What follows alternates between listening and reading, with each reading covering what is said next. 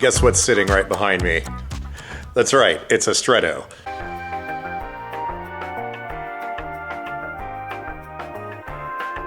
Today what we're gonna do is pull apart the swing away that's on there. That's the little thing that lets you articulate the joystick out of the way.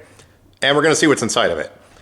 Mostly though, we're going to see what the failure mode is, because these things apparently, from what I'm hearing, are not very rugged and tend to break a lot. So we're gonna crack the thing open, see what's going on in there. I'm not expecting to see much, but you know, we could be surprised. So yeah, we're just gonna keep it simple for now. We're gonna pull this thing off and see what's going on. Oh look, it's a Stretto. Not only did I remember to bring my video lights, I actually mounted them to the camera. So now we can see what we're doing. Look at that, it's all illuminated and everything. The device in question we're talking about today is this bar right here. Quantum started doing this, I don't know, at some point. I haven't really been paying attention, but it's just like it sounds. Swing away. Joystick swings away, joystick goes back. Sounds like it might be made out of metal, but to my understanding, there is a belt inside here. So let's raise our seat elevator up so we can actually see what we're doing and pull this thing off of here.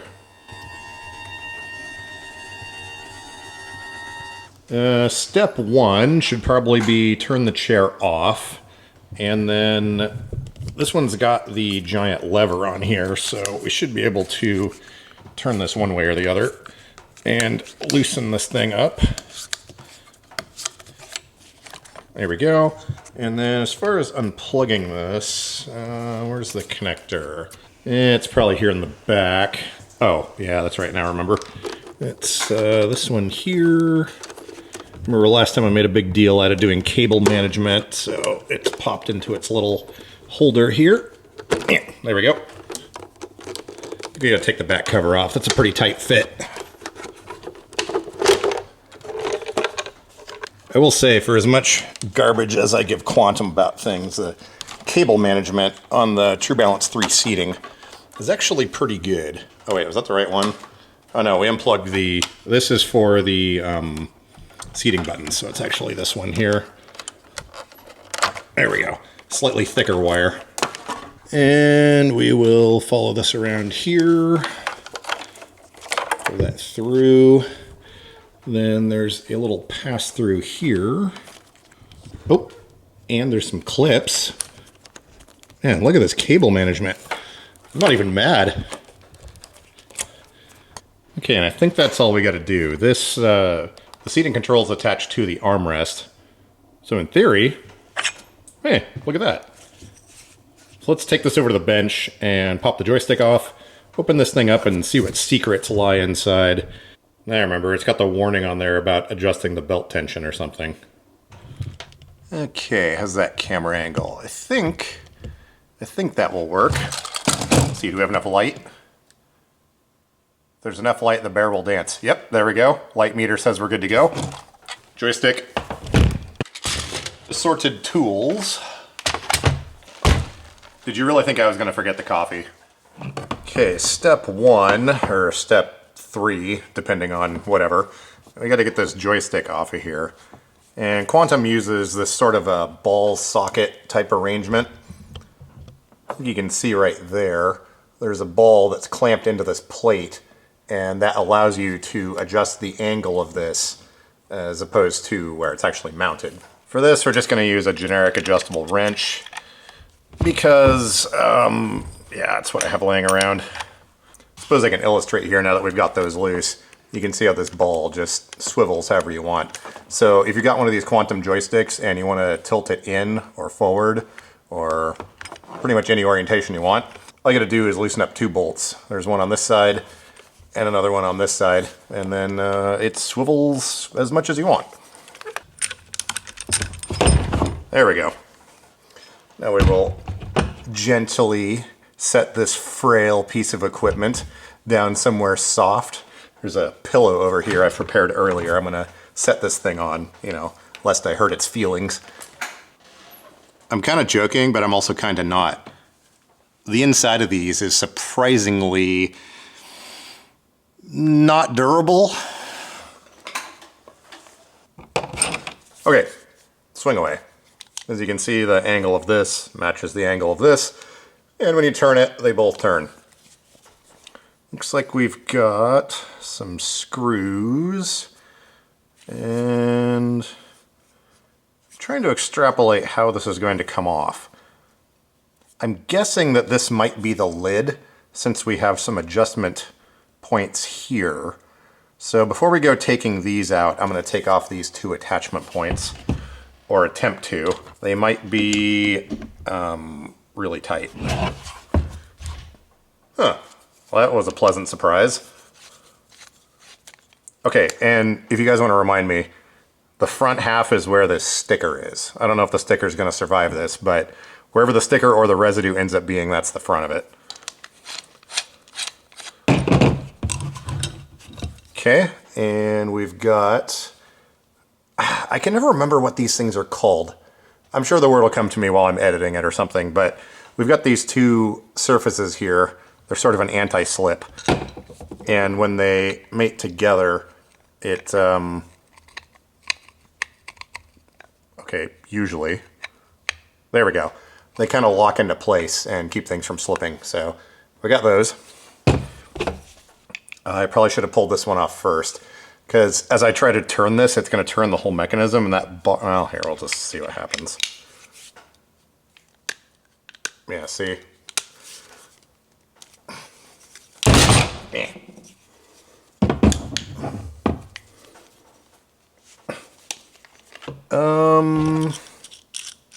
Right tool for the job? Maybe? Oh yeah, there we go. That totally worked. Fancy. Okay, we're gonna, before we get this out of here, I want to make sure we've got it locked back, because there are some detents in here. As it swings, it'll snap back into place, so I want to make sure everything's lined up before we pull it completely apart. Okay, no washers in there, just a bolt. Actually, we'll keep that hardware together. Same arrangement here with those sort of knurled word things that I can't think of right now. Oh, well, looks like I had to take that off anyway. There's another screw hiding down here underneath where this was connected. This one's had some use. Look, see how this is all twisted already? That's for directing wind flow for extra speed. You know, the air does the turbulent vortex style thing. So yeah, that's totally intentional. Oh, that one's a little tighter than the rest. As you can see, that's why it's twisted.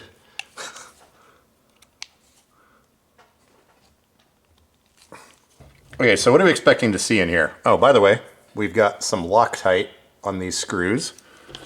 +1 for that. Okay, so what are we expecting to see in here? I'm gonna guess, well, let's just look.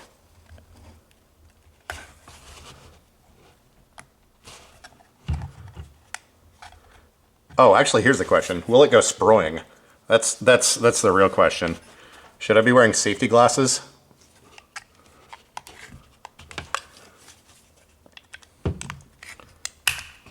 Ooh, that wasn't a good sound. I'm going to keep my hand around this just in case it tries to go flying into low Earth orbit.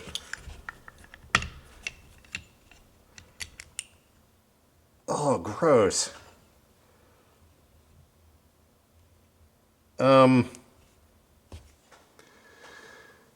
Huh. Okay, so the reason I'm confused, I guess, is... Well, here, let's just break down what we're seeing. This part here is a molded piece of cast something or other. You can see the... Oh, here, let's tame down this brightness a little bit. There we go. You can see right down here the marks where the mold was filled with whatever this metal is. So it's not billet, which, you know, makes sense because that's expensive. This is just cast out of something or other. And then we've got some sort of little, is that a spring mechanism? Oh, this is the tensioner, it looks like. So, yeah, underneath this sticker where it says not to adjust it, there's a screw that goes through. And if we slide our eyeballs right down in here, you can see right there that that set screw pushes against the side of this arm right here. And this rotates to adjust our belt tension. And then we've got a couple of other spring-loaded tabs in here. If I push on this, we should be able to see this move. Probably gonna take some force. Okay, there we go. You can probably see that move just a tiny bit. That's our detent right there. Same thing over here. Oh, those just fall off apparently. Oh, they've got some little low friction bushings on the bottom there. So these things can sit there and spin. So this part here looks fairly nice. It's built pretty well. Seems like there might have been a tiny bit of engineering going on just to make things fit and get these.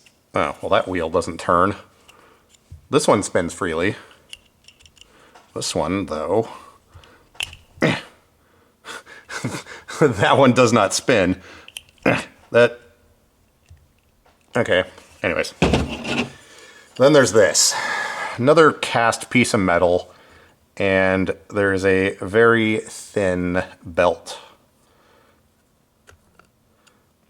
You can see here that our teeth are actually pretty tall, but this belt is only maybe half the size of it for whatever reason. Okay, we'll give that 3/4 of the height. And then these, do these come off of here? These appear to be either press fit or screwed in from the other side here. This is where our attachment points are for mounting it. And then the joystick goes on the other end. And it goes directly through this plate into this little thing here. They do have one of those little low friction washer type things under there to help it spin. I'm thinking the main failure point of this is going to be the belt. And it's interesting that they have the sticker on there saying not to adjust the tension. This is pretty loose to begin with. Man, I wish I could get these out of here so we could put them in this half and show you how it works, but should we try prying that off? Let me grab a paper towel and a screwdriver. We're just gonna carefully jam a screwdriver under here. See what happens. Okay, they come apart fairly easily, and all the parts are now on the floor and in my lap. Oh, one's in my shoe. All right, let's inspect this weird sandwich. So we have our cogwheel here that the belt goes around. Then there's this piece, which has our little engagement teeth on it. And you can see there's, maybe can you see? It's sort of keyed. You can see there on the top we've got two little pawls sticking up, and same with this. So these basically mesh together like that. And you can see how those hold together.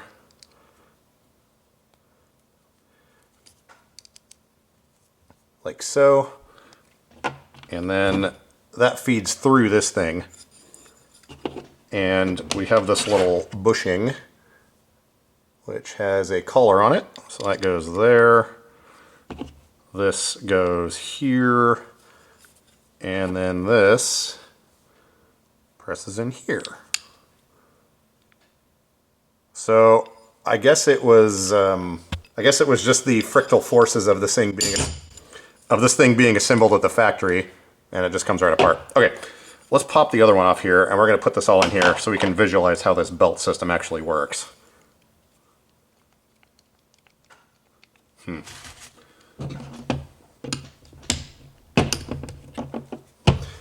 Yeah, apparently all you got to do is stick a screwdriver under there and gently prise on it, and it'll come right out.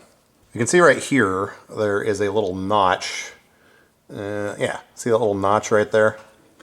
I believe that's what engages with this detent stop here. So that's going to go in like so. And then same with the one And then same with the one here on the other side. Might have to put a little bit of tension on there to get it to go in.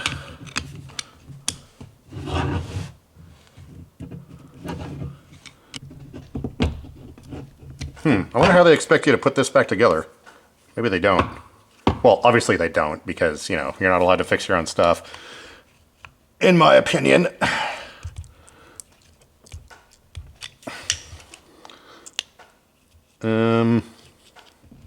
There we go. That is roughly reinstalled. Let's get our belt in here.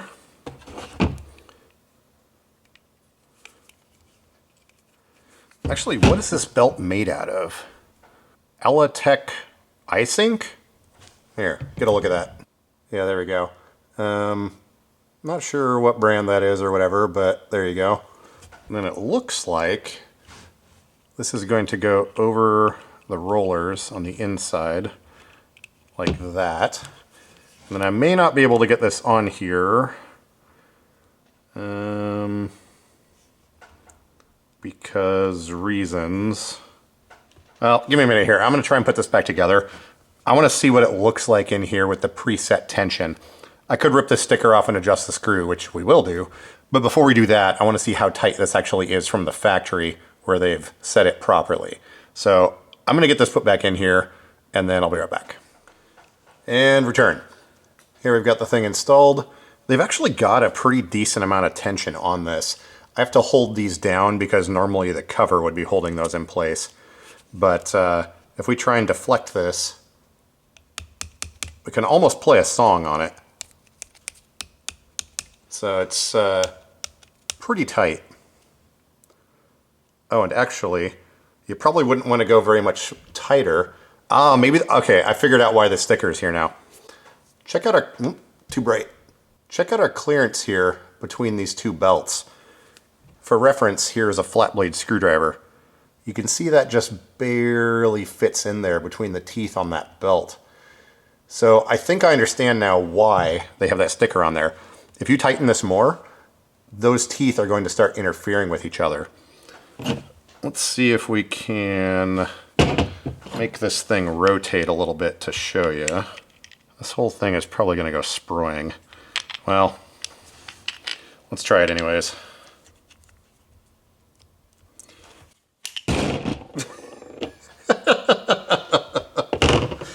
Okay, I think you get the idea. There's a belt. There's some little detent tensioners. A couple of pulleys with notches in them so that the detent hits it.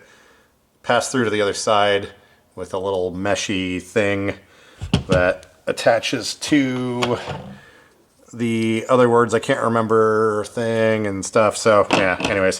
This thing is actually, I was going to guesstimate how much it weighs. Let's find out.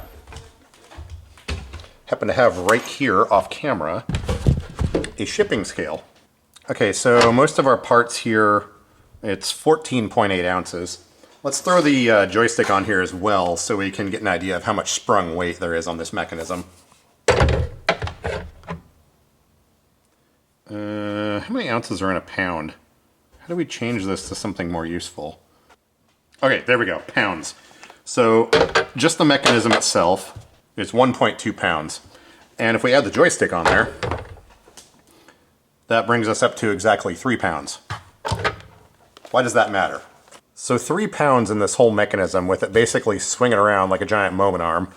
Now, granted that's not super accurate to call this that, but we have this little tiny belt. Now, if you look down inside this belt, you can see it does have, you're gonna be able to see this. Yeah, I think maybe you can see, it's got some reinforcement nylon belts going lengthwise here. But I think the reason everyone is having these things fail is because of this. And that's basically it. I'm not sure what else to say about it. This part is nicely machined. Well, not machined, nicely built. The detent strings are very very strong. I mean, the whole thing's metal. So, I don't know.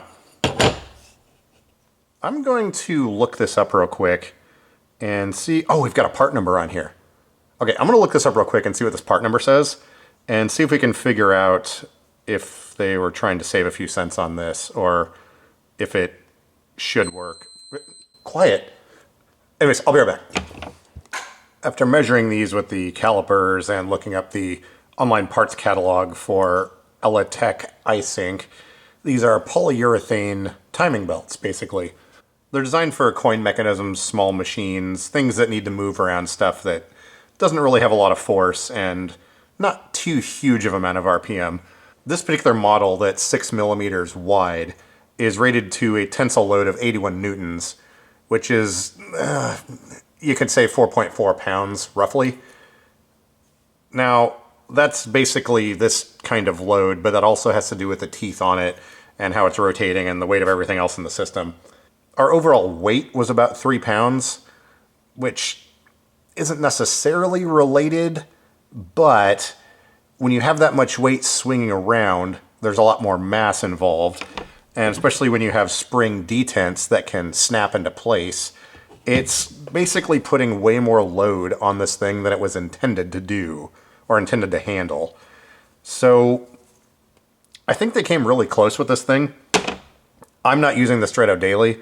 I do use the swing away a lot, though, on any chair that I'm in. So it would be interesting to see if I did use this chair daily, how long this thing would last. But I'm going to go ahead and agree with them that this sticker should not be peeled off, and you should not adjust the tension on this. The way it's clearanced in here, like I showed earlier, the teeth on the belt are so close together already that if you tighten it any more, they're going to start locking and interfering on each other, which will basically just shred this belt. So there you go. I'm not quite sure what else to say about this thing.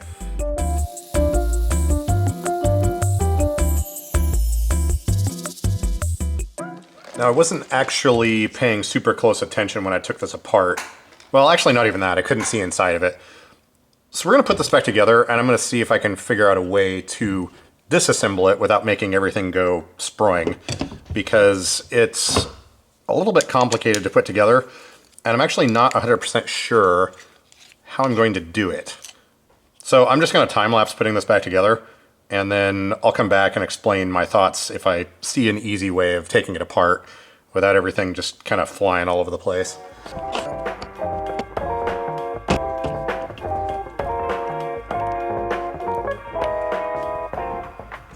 Okay, so you may be wondering, why don't I just put this part on and then drop it in?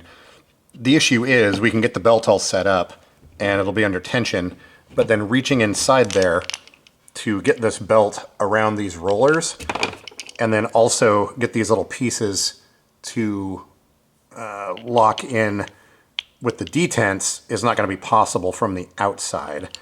So once again, I might be doing this wrong, but I'm not sure how else to do this.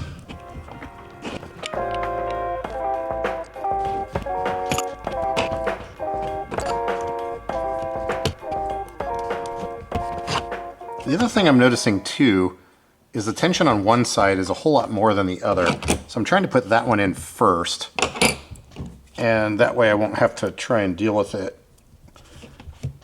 while the belt's on there, maybe. I'm sure there's people at Quantum laughing at me right now, but I would respond to that by saying, why is this not easier to fix? You know these break. Okay, so this has so much tension on it that it is trying to escape the entire time. So this one over here seems to stay in place. And there we go. It's back together. But not really. I think if I let go of this... Okay. Carefuling. Okay, interesting feature here I just noticed. See this little pin right here? It's not on this end, only on this end. And if I very carefully pick this up, you can see right here, there's a detent for that. So that means this cover will only go on one direction, which is good. So we've got both of our bushings in here. We're going to set this on top. And you can see this one kind of lines up and this one doesn't. I'm going to keep pressure on this side. Then I'm going to get a nice dome-shaped thing here so I can push this over and hopefully get this into position without damaging that bushing. Hopefully.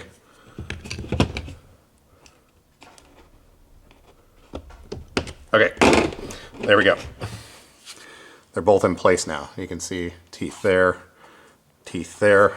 I'm gonna quick stick these screws in the end. And now I can see the proper way to actually disassemble this is to remove these little pieces before you open the case.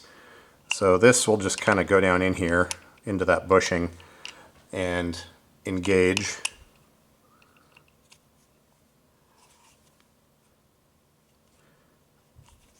There we go. Pretty tight fit, but that is in there.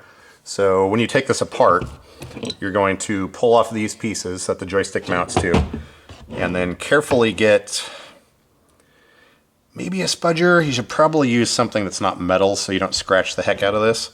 I've had this in and out a couple of times already, so the spudger is going to make it come out easier. But you can see there where that kind of pulled out. You could probably also carefully use a screwdriver to pop this out. But yeah, there's no positive fastening other than the bolt that goes through the middle. Just these teeth are basically just sitting on here. And yeah. Okay, we've got our other one in there. Oh wait. Oh, that adjusts our detent. We didn't look at that. Okay, we're gonna take this back apart. Hang on, I need to switch the SD card in the camera. Okay, let's pretend this is the beginning of the video and we just took it apart. We're gonna take it apart again, so we're just gonna knock these out of here with a screwdriver. Then we're going to carefully remove these two screws.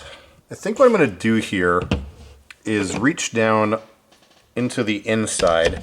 So putting this in here is going to hold that down into the base as I open the cover. And in theory, that might keep it from flying apart as much. Okay. Oh, that one's trying to escape.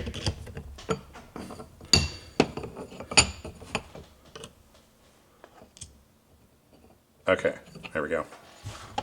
Oh, I just had a thought. Remember how a minute ago I said that one of the detent springs was stronger than the other? One of them is adjustable. Wait, are both adjustable? Okay, we gotta peel the sticker off just to have a look. Nope, only one adjustment screw under there. Okay, so maybe that's how you put this thing together. Yeah, this is the side that was extremely difficult. So let's stick an Allen key in here and turn this and see if it releases our tension. 4, 5. Okay, that feels like it's about to fall out now.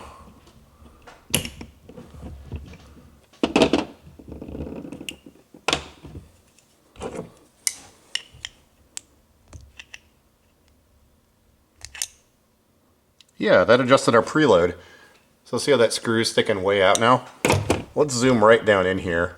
There we go, you can see that silver part. I'm gonna turn this and let's see if it moves. Actually, let me adjust the camera a little bit more here. Okay, there we go. Keep your eye on that little golden thing and let's see if it moves. 1, 2, 3, 4, 5, some amount. I don't know, I stopped counting.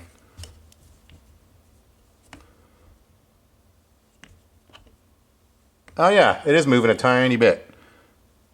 Got it all the way in there. Now,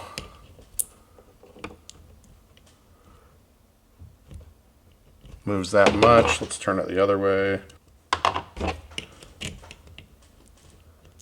Oh yeah, see? Now it goes up in there further. Yeah. Okay, cool. So, retraction on previous statement. When you go to put it back together, back this set screw all the way out. or close to it. I wonder if we can take these, nah, should we? I'm trying to decide if we should take that cover off. Well, we're already in here. I think this is why we have the tiniest Allen wrenches ever.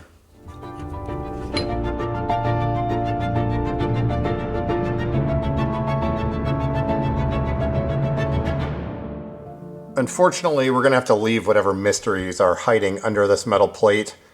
Well, we're going to have to leave them as mysteries. The way these things are jammed in here, they're kind of at a weird angle, and these fasteners, I think, took a one-way trip. I got 3 of them to start coming loose, but the other one back here, not so much. And as I take these out, they're driven in there crooked. So, yeah. Anyways, we do have an adjustment mechanism for the detent. Back that all the way up before you put it back together. So, I'm just going to put this thing back together, and we're going to call that good. Looks like Quantum got about 90% of the way there. They probably should have just gone for a slightly wider belt that could handle a little bit more load. Maybe a slightly different tooth pitch. Let me see if I can show you the profile of this. Hold it against something dark here. You can see the tooth pitch and the angle there, which with it wrapped around something shouldn't be too bad. There you can see. But I think they could have selected a different belt, maybe a little bit thicker, something that engages more teeth. As you can see, we got a couple more millimeters here for belt height we could have used, because the joystick and everything else is pretty heavy. So anyways, let's put it back together.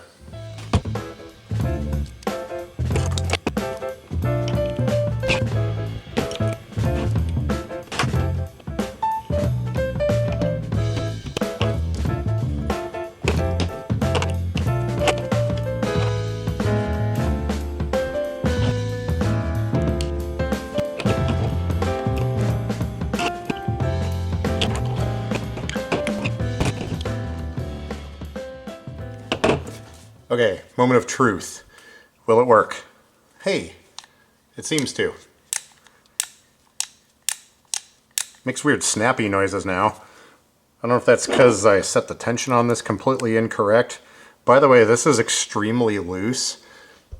They put Loctite on this adjustment here, and I don't know if you can tell by what I'm doing here, but this is like almost no force. And I've got it cranked most of the way in, and it doesn't really seem to make much of a difference.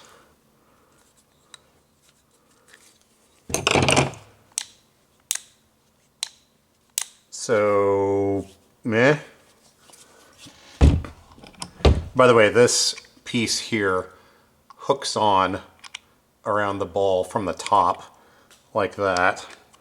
And then you have to kind of hold all this with one hand and put these screws back in without the whole thing coming apart. Oh, and you can see here on the bottom, there's a socket where that ball goes in. So another one of those jobs you need more hands than you have to complete. Although I seem to be doing pretty well right now. I suppose I have done this a number of times though. And I'm just going to kind of eyeball this joystick to get it straight on here. I will make final adjustments once I get it back on the chair. So as you can see there, it's roughly straight, and this part is roughly parallel. And we can just use, actually, there we go. And we can just use an end wrench once we get this back on the chair to adjust it to my preference. Nice thing is you can turn this and it gives you access to these bolts. You don't want to go too crazy tight on these because that ball socket arrangement is tapered and it's got a lot of holding force. So there's no reason to crank these down ridiculously tight. Like I've got them just kind of, I don't know, hand tight, and that's not going anywhere. Oh, wait a minute. What's our wobble look like? Oh, there's a tiny bit. Significantly less than my Permobile, so I will give them that. And reinstallation, very easy with this setup. I just slide this in here, set it to some distance and angle that you want, tighten this thing up, Then run your cables back through their respective places. Then there's a cable track here on the back. You can put these through one at a time. Actually, we'll put the smaller one in here first. There we go. And we can jam that one in there. And then here on the back, it's kind of hard to see. There is another cable retention channel right here. Okay, this is a multi-handed operation here. There we go. Should be able to see these two cables going through there. And the way these cable pathways are set up, you don't have to leave slack here. So we're going to pull this the rest of the way through. So they're pretty much like that. And then as you flip this up, the cables wrap around and it actually doesn't put any tension on them. So yeah, just pull it up and down once. There you go. And then back here, if I recall, the smaller one was our seating control, which was this one here. Will probably be different on your chair. I'm pretty sure you won't have cable management that looks like this. A lot of times the wires just get kind of jammed all over the place in here, and they don't use these cable lockdowns that are provided. I do need to do something about these wires here, but for right now, I'm just going to leave them be. They kind of loop outside the back cover. And over here, the way these cables are, I kind of have to pull them to the side so they come out and around and down. There's probably a better way to do that, but for right now, that's just how it's set up on this chair. I haven't yet quite taken the time to get that set up correctly. I probably should have run them behind here, but once again, I'm going to be taking the back of this off a whole bunch, so I'm not really too concerned about this, although the OCD implications of that are definitely a thing. Anyways, we're going to call that good. Let's see if it still works. Configuring network. Oh, my light just died. Input device is not present. Okay. Hand control. Please give a left to right left command. Okay.